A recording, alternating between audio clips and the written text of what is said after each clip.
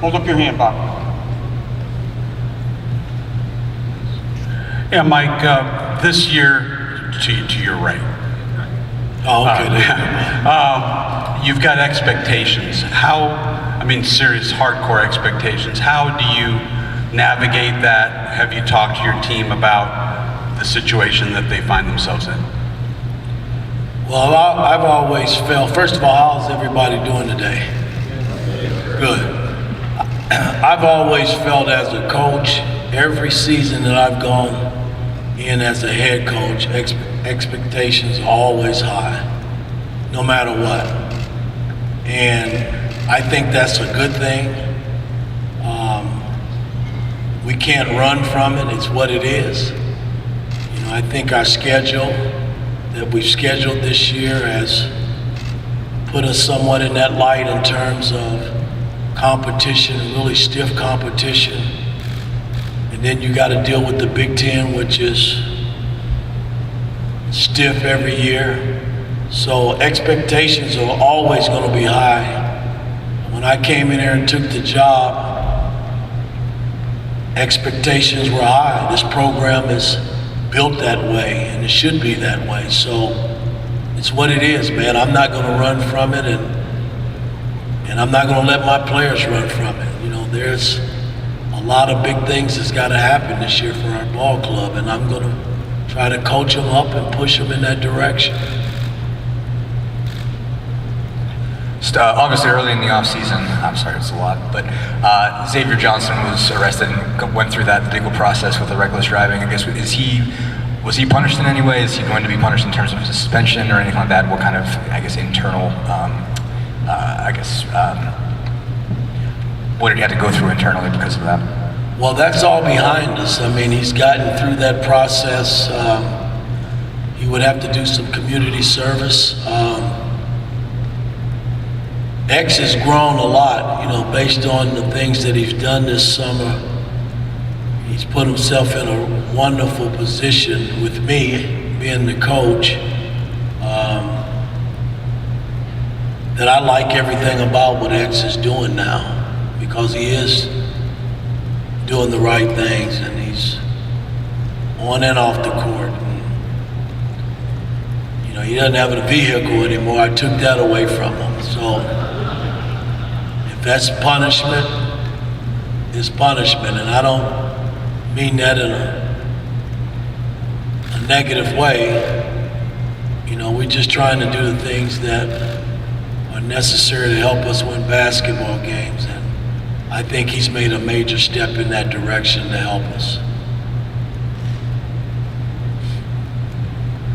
I guess following on with, right here in the front row, following on with X, the way he finished last season, and then maybe having to have some hard conversations with him around that incident, around that arrest. How have you pushed him this summer to be more consistent, to take his level up in terms of, I think he finished last season averaging like 18 points and about 6.5 assists a game. Have you basically just sort of demanded more of him, I guess, in year 2 as your point guard?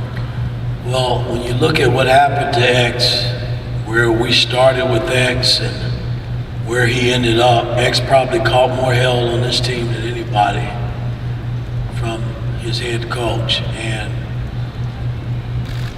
there's a reason why, because I think when you're building a basketball team, you expect a lot out of all of your players, but that position is a pivotal position in terms of how you play on both ends of the floor.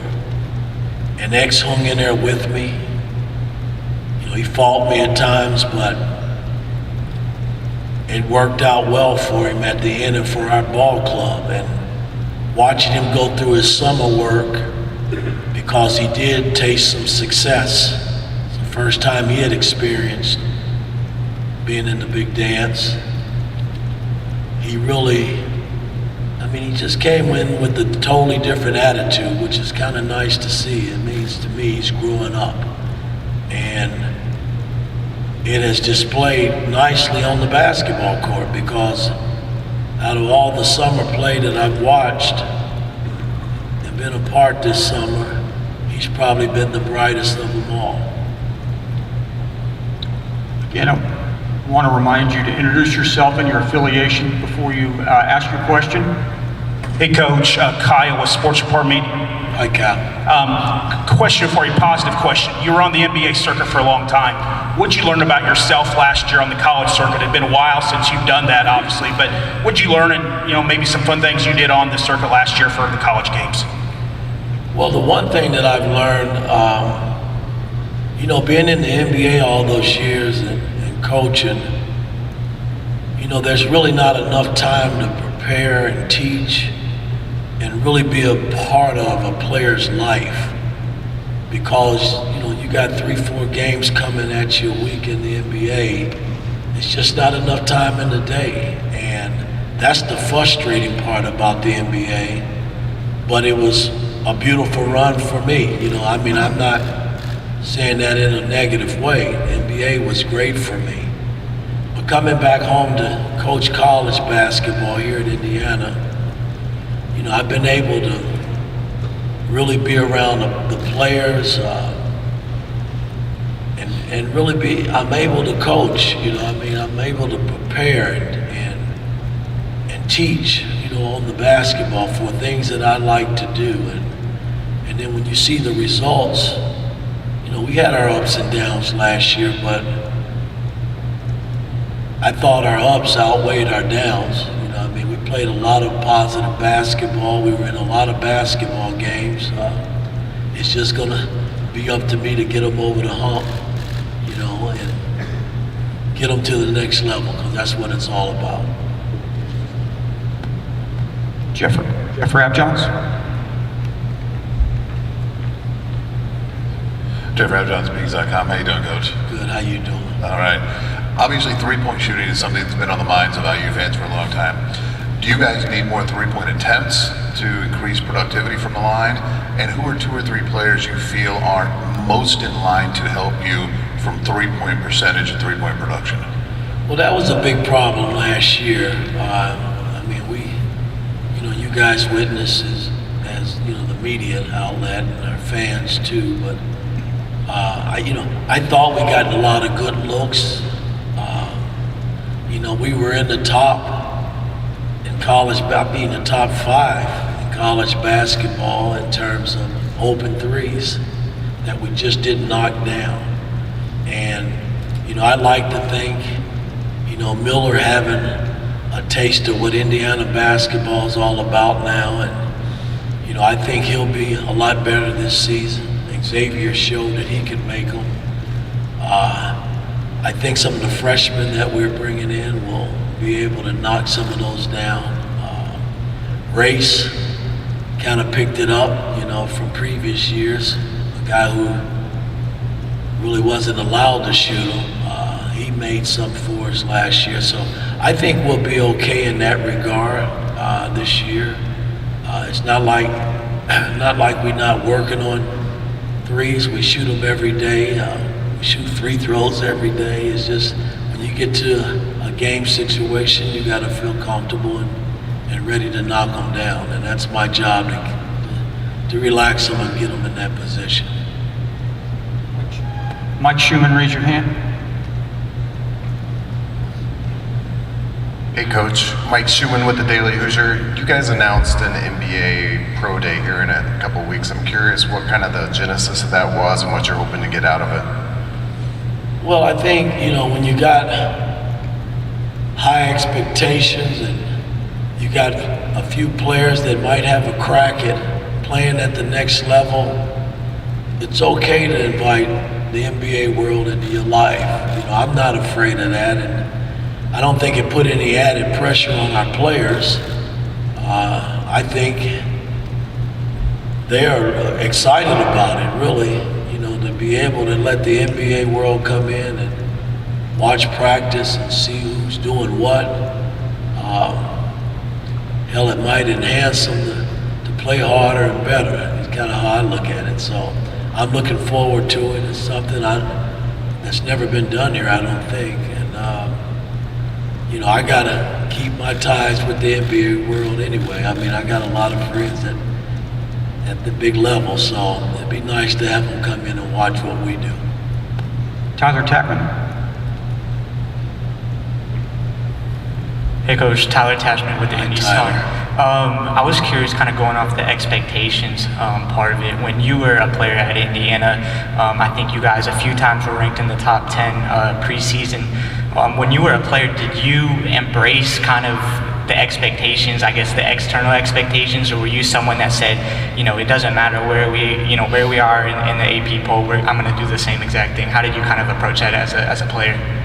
Well, again, the rankings is a part of college basketball, all sports in college, and you can't get from under that hill. My senior year, we were ranked #1 in the nation. Didn't work out that well for me. We didn't win the national title. Rankings are what they are. You still got to play the game, my man. That's what's important, what happens between these two lines. And, it's going to be my job to get this team to play at a level every night and put them in position to win every time they step out on the floor. That's what it's all about to me. Rankings are what they are. I don't know what we're ranked this year. I know somebody told me we're ranked in the top 20. That's great, but you still got to play the game. So that's how I approached it as a player. I think some players, it's nice to see because it's something some of these guys hadn't been ranked since they've been here, but they are now. So let's go play the game to see what happens. Yeah. Hi, Mike. Right here. Rick Bozich from WDRB in Louisville. This is the first time that you guys have done Media Day, men and women together. Your team is preseason going to be ranked, but so is Terry's. What impresses you most about Terry and her program? She's a hell of a coach. All you got to do is look at the results and how her team has responded to her body of work on the floor. She's watching her team is a beautiful team to watch because they do all the necessary things to win basketball games, and that's a sign of Terry and the work that she's put in. So, I'm not surprised that they're ranked. They deserve to be ranked. They led the Big Ten sometime last year, at the top, and I expect that they'll be there again this year. So I'm wishing them nothing but the best.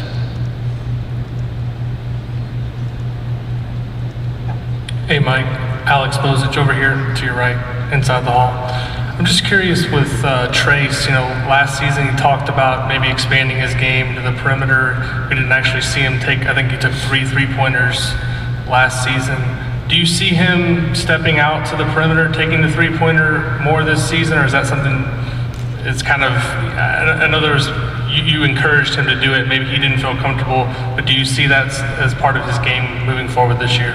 Well, again, I'm not going to stop him from doing that. He'll be in position where he catches it out there and have an opportunity to shoot it. If he shoots it, fine. Everybody looks at this thing where he's got to be a 3-point shooter. I think if he makes a 15 to 17-foot shot, it's just as effective. It's kind of how I look at it. And he's going to be in position to shoot those shots, like the little elbow and the free throw shots. And it's okay for him to shoot it. And I think, this summer, the work that he's put in, he's shown that he can make that shot. And he has made them, in our little pickup games and things of that nature. He's just got to carry it over to the real game when it counts. I thought one of the biggest shots of the season was in the Big Ten tournament against Illinois, where he faced up Kofi and he shot a jump shot. Well, he's going to have to do that some more, this season. Coach is not telling him not to, put it that way. Hi, Coach. Jim Coyle with Indiana Sports Beat Radio. Your second season now coming in, you've got your first one out of the way. And what have you learned as a coach, having all those years spent in the NBA as a coach, plenty of experience, but the college game a little different, and different than when you played? What are some of the things that you learned as a coach and that you learned about how to run a program after that first season? I got to get better. I always put pressure on myself. I don't put it on the player. The player has to play, but I got to get better in finishing games, because I thought there were a number of games I left out there last season in terms of we controlled games. I mean, I look at the Iowa game coming down the stretch, 4.5 minutes and we up 9 and we can't close that game out. You know, for me, that's tough to swallow as a coach. And so those are things that I got to go back to the drawing board and work on, to the point where when I'm in that position, I get them over the hump, and we come out of that game feeling good about ourselves. But I don't know, coaching is coaching, Jim. You know, there are a lot of things that come into play, you know, when you're coaching. And you know, when I look at the college game and how it's being played, a lot of pick and rolls, a lot of three-point shots.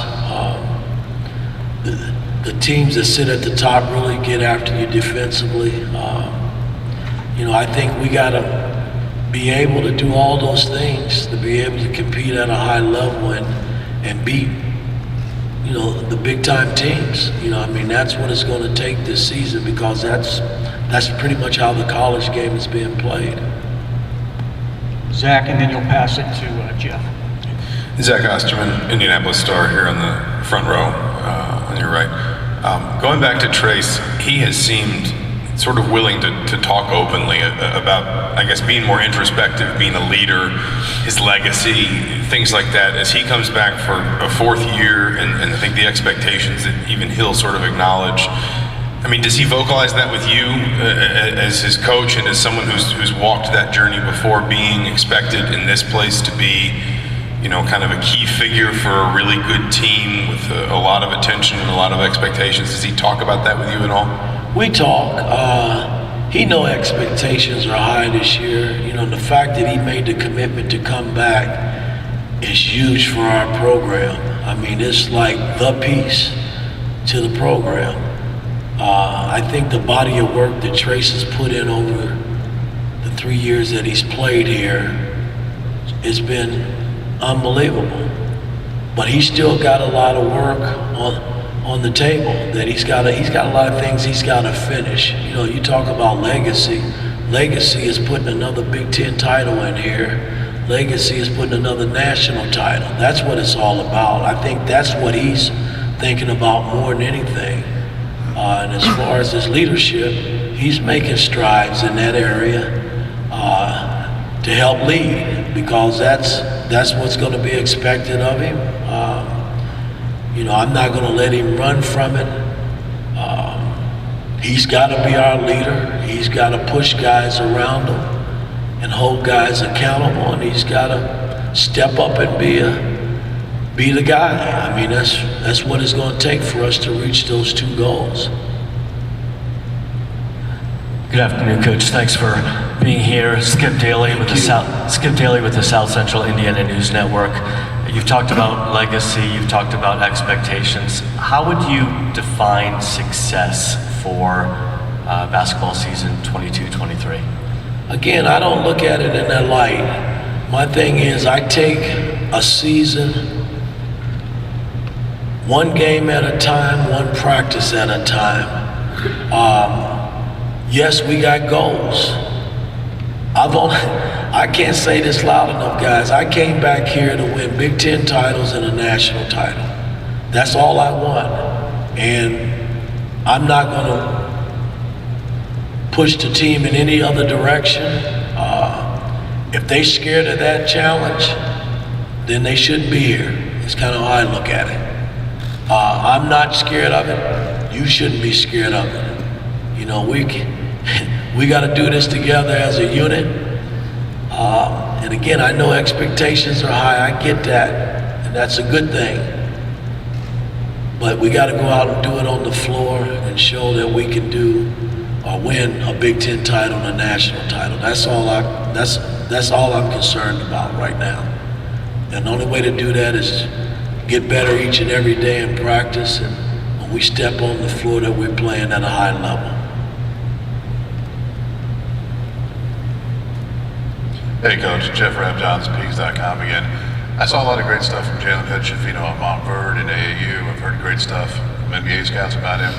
I'm curious, what do you think he is best suited to do for you guys this year? And what kind of an impact can he have as a 6'5", bigger guard who has a big arsenal? Well, again, I don't put pressure on none of these freshmen. But on the flip side of that, I got to speed the process up. They can't play like freshmen. You know, I'm going to need those guys to be a big part of what we do.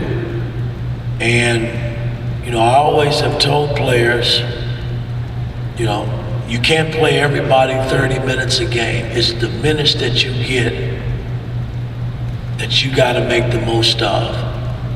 And if it's 2 minutes a game, it better be the best 2 minutes that you play out on the floor for us, because if you don't, I might not come back that way. So, you know, everybody's got to be ready to play. Safino has been a great addition to our ball club because he can do a lot of things on the basketball floor. But he's got to be held accountable to play at a high level and help us win basketball games. I'm going to need him to do that. Time for 2 or 3 more questions. Haley in the back, gentleman in the orange, go ahead. No, you go in the orange, yeah. Hi, Coach. Mason Williams, the Hoosier.com. I'm curious about your schedule this year, especially the non-conference. You guys have already got a pretty stacked gauntlet in the Big Ten, but what are you expecting out of the team going into those non-conference matchups? To win. That's the only thing I'm expecting. As soon as we start here with Marion in the practice game, that's when it starts to me. Whenever there's officials and we throw that ball up, I expect us to win. We got stiff competition this year with, Xavier and Carolina and Kansas and Arizona. Hey, it's what it is, man. We just got to be ready to play and compete and win. I'm not pushing anything else. We cannot run from the schedule. The schedule is what it is. Hi, Coach, in the back over here. Haley Jordan, Sports Illustrated Indiana. Let's circling back to your freshmen. You already mentioned Jalen, but how have your other freshmen been developing and working in this offseason in order to immerse themselves into a good team? Well, they've had their ups and downs. They've gotten a whiff of who I'm about a little bit. But the beauty about the 4 freshmen that we brought in, they're very, very competitive. And that's a big part of growing as an individual player. Because if they were non-competitive, boy, I would be very, very disappointed. But they are competitive. They don't like to lose. I shared this story with you when we first started. They couldn't beat the first unit, that I had out on the floor. They would go home with their heads hung and down and disappointed, and I called them in after one practice and I said, listen, there's gonna come a time where you're gonna beat that unit. Well, it's been kind of back and forth ever since those first 2 weeks. So they've been very, very competitive. They're trying to do all the necessary things on and off the court in terms of school, and which is first and foremost. But I like how they're competing, and that's what makes coaching fun for me. Tyler, last question. Coach Tyler Tashman with the Indy Star. You mentioned Miller Kopp before. What's just your favorite part about coaching him? Well, he's very coachable. In the big league, we call him a true pro because he listens and he tries to do all the things that's asked of him. And I think he's trying to be more of a leader. I mean, Miller's been around a while too, and I'm going to need him to lead and hold guys accountable as well as himself. But I like everything about Miller. I just got to get him making some shots for us. And I thought his defense last year was phenomenal. From where he started, when people thought he couldn't really defend, he was one of our best perimeter defenders last year, which was kind of nice to see. All right, Coach, thank you much. Thank you very much for coming.